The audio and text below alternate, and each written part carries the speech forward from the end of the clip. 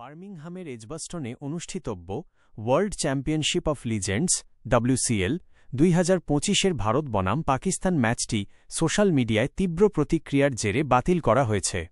জম্মু ও কাশ্মীরের পহেলগামে ২৬ জন ভারতীয় পর্যটকের মর্মান্তিক সন্ত্রাসী হামলার পর এই বিতর্ক শুরু হয়।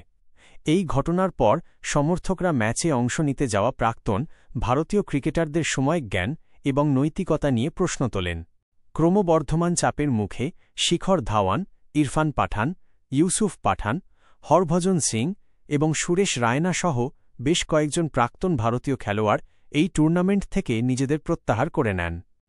বিতর্ক আরও তীব্র হয় যখন উকলোয়ের সহ মালিক এবং বলিউড অভিনেতা অজয় দেবগনের পাকিস্তানের প্রাক্তন অধিনায়ক শহীদ আফ্রিদির সাথে থাকা ছবিগুলি ভাইরাল হয়।